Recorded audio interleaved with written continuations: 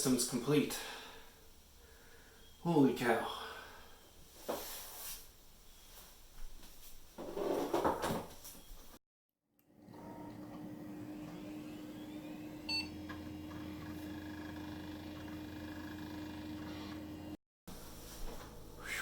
Alright, now that I've had a little bit of time to recover, welcome everyone to what I hope is an entire series where I show off some of the old computers that I have.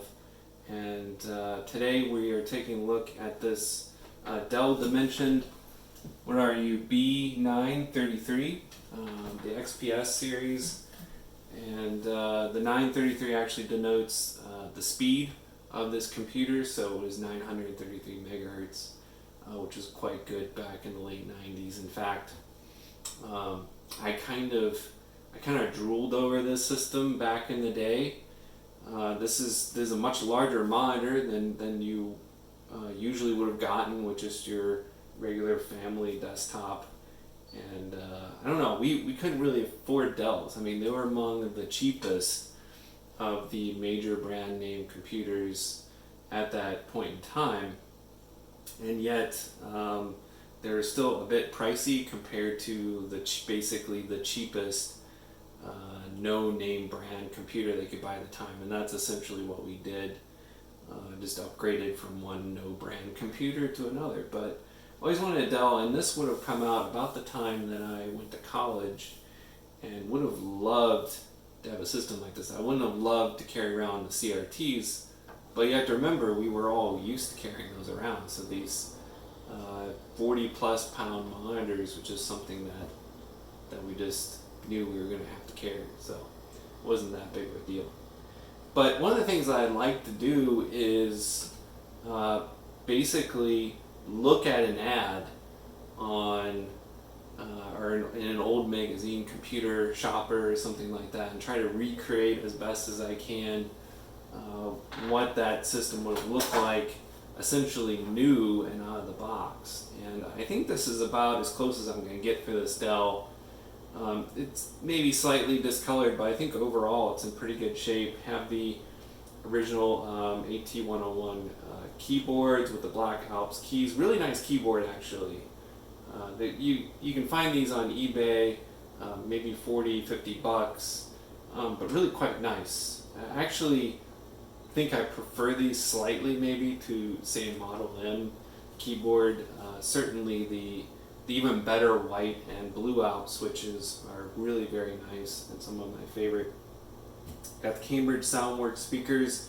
These are not top-of-line speakers, but these are essentially what you would have gotten unless you want to pay a lot extra for an additional subwoofer or even more premium speakers. But these are good mid-range value for that point in time. I don't think there was a Dell mouse. Maybe there was, but I think most of the time you would just get a regular Microsoft mouse with it. So that's what I've got. I haven't even seen a Dell mouse that I can remember. So okay, so what I'd like to do is I think we'll open up the computer, look at the inside, maybe take a closer look at the keyboard and some other things, and then we'll boot it up, see what it does. I got the actual computer off Craigslist just a few days ago and wiped the hard drive, loaded Windows 98 and a few games on there. So we'll take a look at that, and I probably will actually hook up a different monitor to it though, because yeah, I mean it's a CRT, so I don't want anyone getting nauseous out there from all the flickering. But I'll show you what it looks like. We'll start it up that way. So let's take a look at the inside and then boot it on up. Okay, so we're just about ready to open up this old tomb here and see what we got. I actually haven't opened this computer, so I don't know exactly what we're gonna find in there, but I have a pretty good idea based on what the back looks like and so forth, and other Dells I've seen. I did want to point out here in front, it's actually got both, a DVD drive, which is interesting, and a CD-ROM rewrite drive. So whoever had this, pretty much decked this out. I don't know. I don't know if It was right around that cusp when DVD drives and so forth in the late '90s started becoming a thing. So it could be original, it could be aftermarket. I don't know, but certainly the CD-ROM rewrite drive that can actually write on CD-ROMs would have been pretty standard. You might have to pay a little bit extra for the rewrite part, but not uncommon at all. But yeah, the DVD drive is not a rewrite drive. That's just a standard DVD drive. But no doubt, actually, would have been, I think, a little expensive back in the day. So that's kind of neat that it comes with that. And actually, this Dimension XPS B933 is kind of a premium desktop. I think you'd mainly get this as a workstation, and probably not at that time as just a computer to have around the house. Though you could obviously, but yeah, I think it would have been considered a little overpowered actually at the time for that kind of work. So, all right, let's crack into it. Got the Windows 98 sticker on there now. So these cases, they weren't proprietary to Dell. There were a number of other computers at the time that used pretty much these exact cases. Can't list them off, but there were others. I basically just had this screw in the middle. You unscrew it, pops out a little bit, and then you finally get to the threads, and you gotta unscrew it some more. Eventually get it out. There you go. And then it's got these tabs, both above and below there, and you gotta squeeze them together. And then push backward. There we go. In order to get this thing off.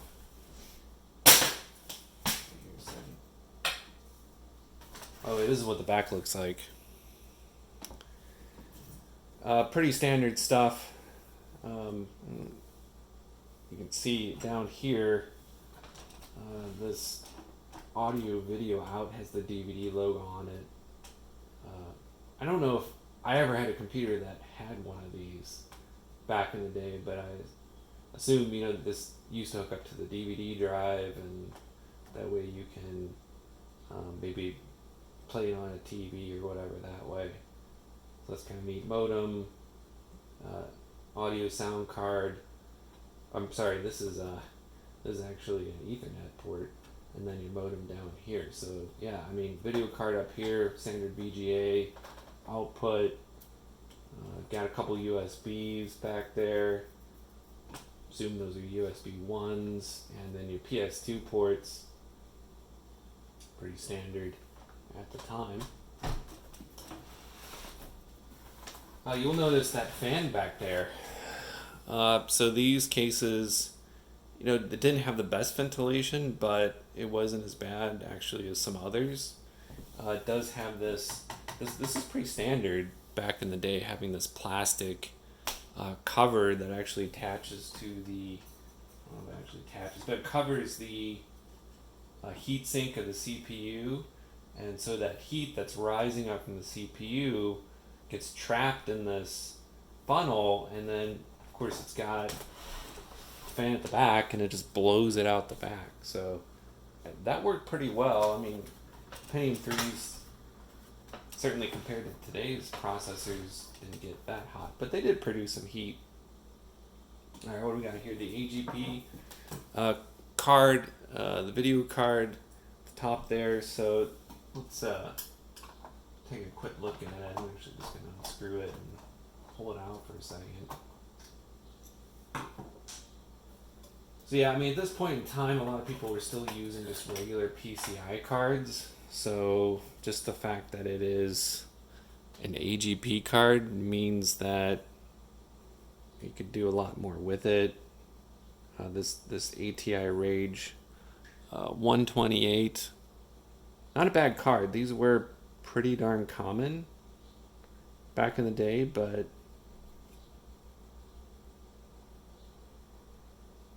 I'm totally blanking on probably how much memory this would have. I was thinking 128 would have 120 megabytes, but I don't think it's necessarily the case. I think it just came in 16, 32 megabyte varieties as well. So you probably play Diablo and StarCraft and those sorts of games just fine. Certainly anything from the mid 90s would be okay. So I got the AV card, and then underneath here is this audio card. I'm not 100% sure what it is. Let's take a look here. Yeah, it's some kind of Sound Blaster card. That's what it looks like. It's a creative card, and then you got the modem underneath there, and the hard drive, I believe, is 20 gigabytes, but we can confirm that when we load it up. So that's not actually, if that turns out to be the size, it's not really huge for that time. I think that was pretty average, maybe 20 gigabytes. I remember going to college in 2000, and I know I had a 40 gigabyte hard drive, and that was not actually considered to be top of the line, but it wasn't bad. So 20 gigabytes you get away with, but there were definitely larger hard drives out there at that time. So that's the inside. Probably the most interesting thing is this AV card, which isn't hooked up to anything. I suppose it maybe at one time was hooked up to the DVD drive. I'm not sure. But you got your RAM here, and it looks like it's a PC 800. Couple of sticks, so I don't actually know the RAM. We'll take a look at that when I hook it up as well. Okay, so let's get it back on the table and load it up. I'm going to start with the old monitor, and then I think pretty quickly switch over to the LCD I've got, because there's just no avoiding that flicker, which is pretty unpleasant. So let's get this thing booted up here. I'm going to start with the old monitor here, and then we'll switch over to the LCD. I've got a Micron monitor from about the same time, so that was released in the late 90s, and so at least it is period appropriate. Okay.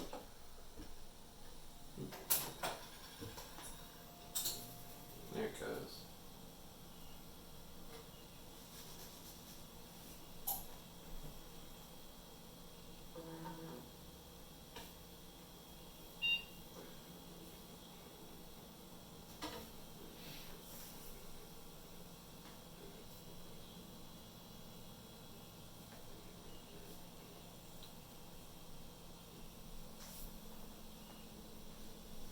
Uh-oh.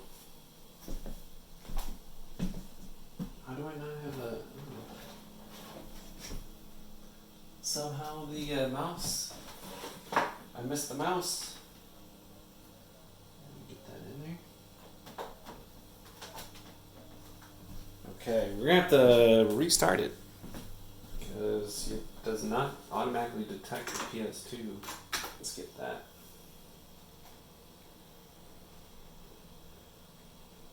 I know it's flickering like crazy. I'll just load this up real quick, and then we'll switch out the monitor.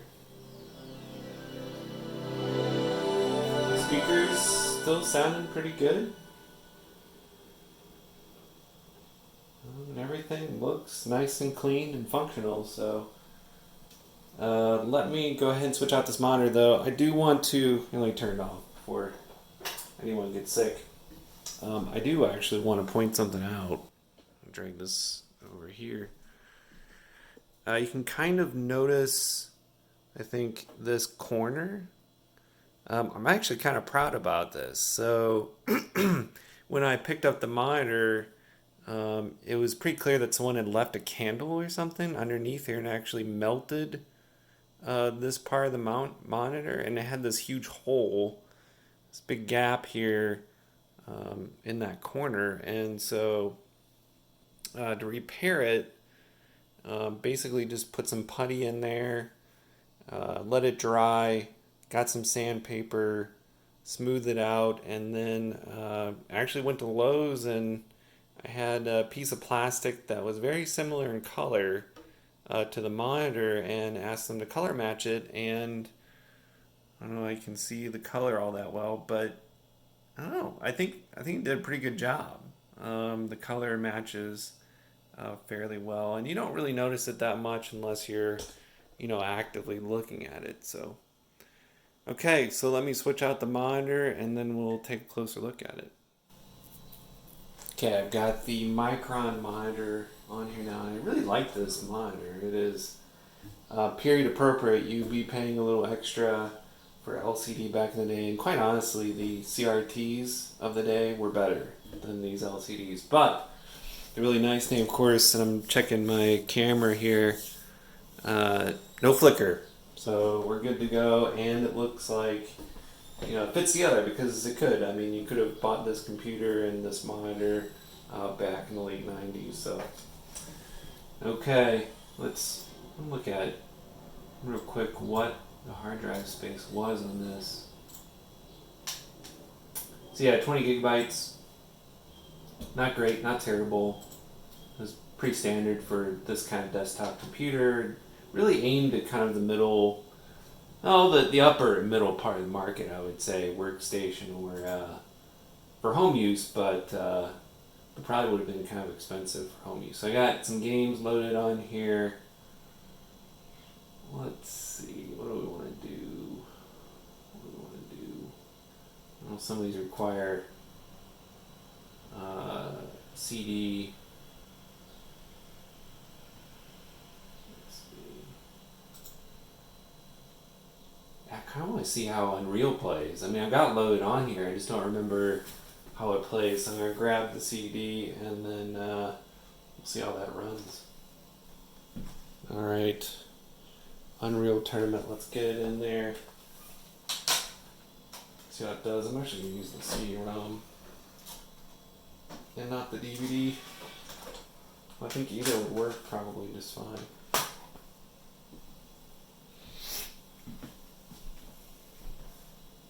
Alright, let's see how this does. I'm a little concerned that it's not the processor's underpowered, but the video card might be underpowered.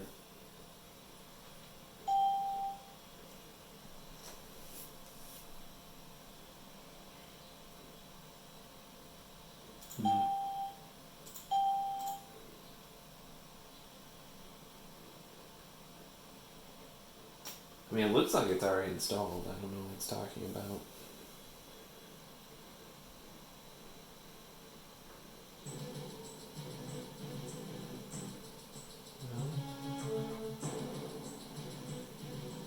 Got audio.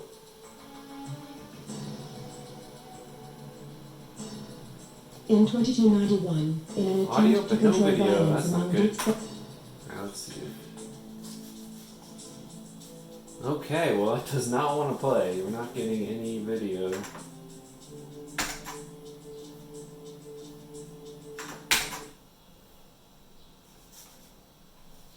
Uh-oh. Okay, so we gotta restart. Okay, I don't know what's going on there, but that's not good.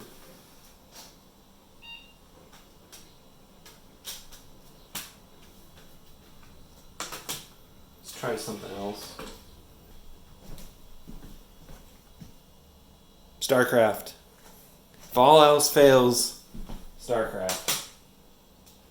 Now, if this doesn't work, I know there's something probably seriously wrong here.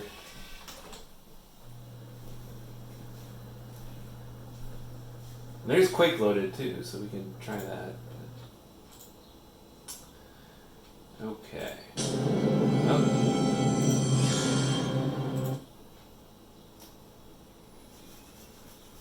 I don't know if you can see this on the monitor, but there's a bit of a trail there. This LCD is showing its age. Oh my.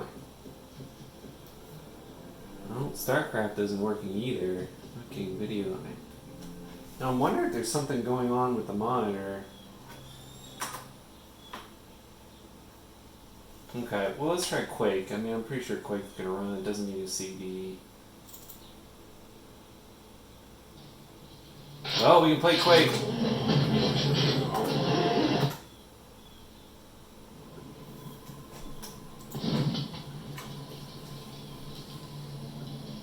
It's pretty dark to me.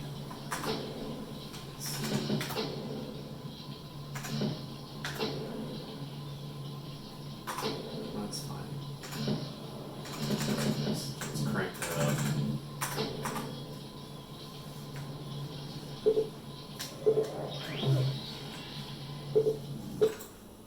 I don't know why I did that.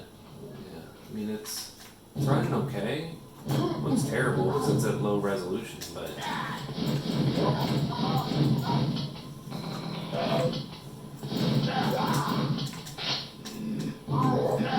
plus, I mean, this LCD is just ancient, and it's, I mean, you can see kind of the blur, I think, and that's the monitor. That's not the computer that's having a hard time rendering this because it's such low resolution. Let's see if we can turn up a little bit without too much of a performance hit. How about that? Nope. So I don't think this is the video card. I think this is actually the monitor. That's causing the problem.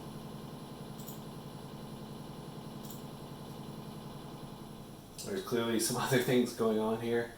But, you know, I'll have to work on this system a little bit. It's pretty clear that it has some other issues besides just the monitor. I'm hoping that when I hook up the CRT again, that'll take care of some of the video issues. But I don't know. Let's go ahead and I'll bring the CRT back and hook it up, and I won't run it very long. But let's see if it's a monitor issue or if it is in fact something else more serious with this computer. So hang tight there. Through the miracle of video editing, this shouldn't take more than a second.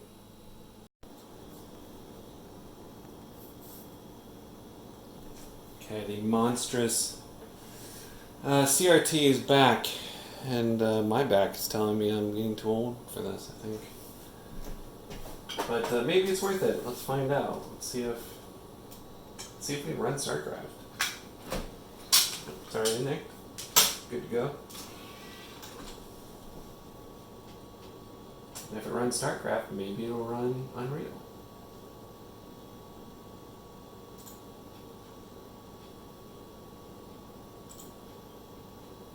There we go.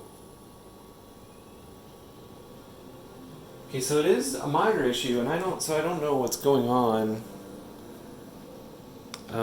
with the Micron. And actually, I'm looking at the camera, and it looks like it's actually managed to sync with the frame rate of the monitor, so it's not super flickering or anything. That's great.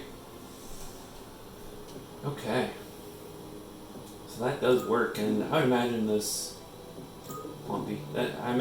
works pretty well.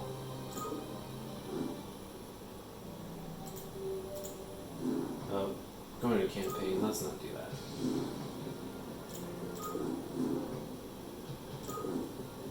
Alright, well it works. Let's try Unreal Tournament. I mean, that's the real test here. Go.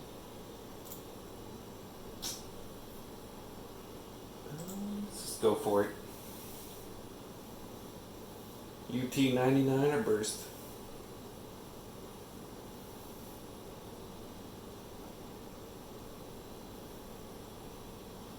You know, this game was pretty revolutionary when it came out, and Unreal in general. It looks very dated now, but man, the graphics were just kind of mind-blowing. Yeah, it's running pretty good. Doesn't look like it's flickering either on the cameras. It's great.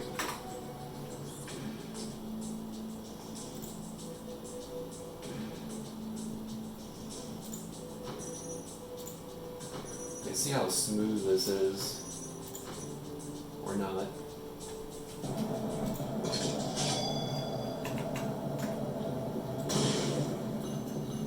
It's not bad. First blood. It's running pretty good. I mean, it really hasn't stuttered. Granted, the graphics aren't all that high, but it's running on a 21-inch monitor here.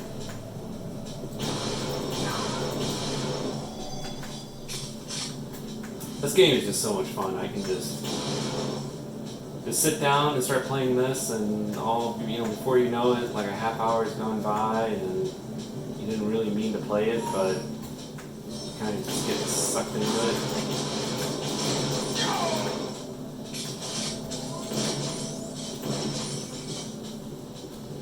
Yeah, I played a lot of shooter games, but 1899 is still among my favorites. A lot of fun. Well, it works. It works really well, actually.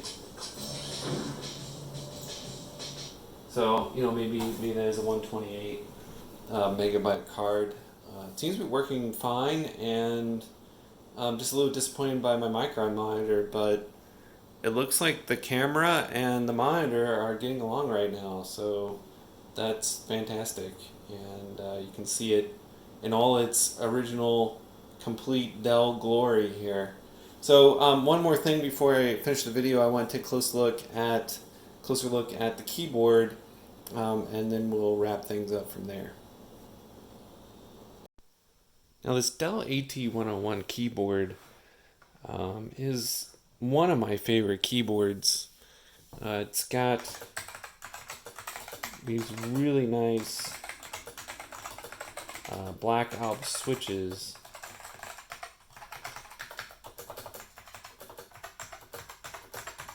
They have a nice tactile feel to them. They're not quite as good, I don't think, as White Alps, and then most would agree that the Blue Alps have the best tactile feel to them, and I'm actually not a huge fan of, say, the Green Alps, which are linear switches and don't quite have that punch to them.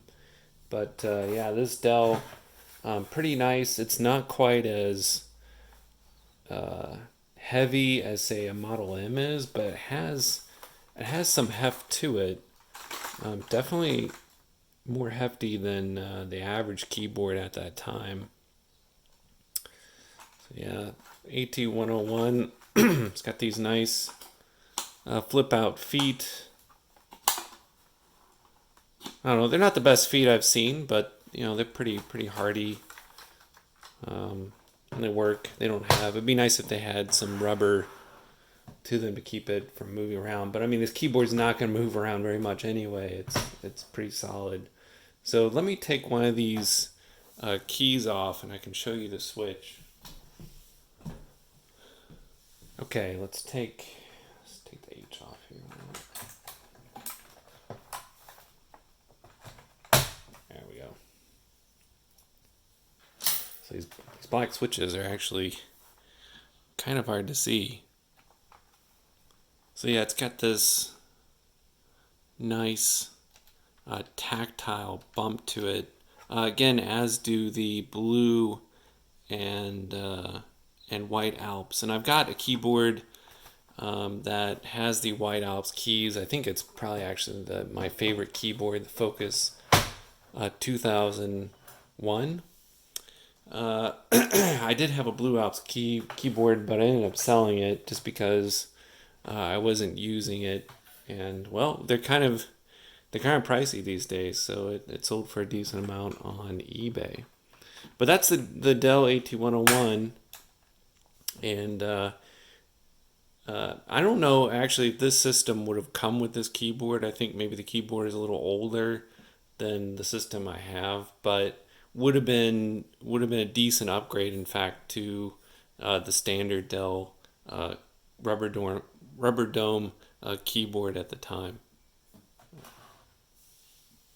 So I think that's it, guys. This is the Dell XPS B933, 933 megahertz desktop computer system that, again, I would have loved to have back in the late 90s, about the time I was graduating high school and starting college. In fact, this monitor would have been completely out of my price range, even the computer, and yeah, I hope you'll come back and take a look at some of the other videos. The channel is still kind of in its embryonic stage. I plan on adding actually a lot more videos like this where I talk about these vintage computer systems, where I've attempted to collect all of the original components that you probably would have gotten, even if you have to upgrade or swap out some components at that point in time. So most of my computer systems are from the 90s. I have a few from the 80s.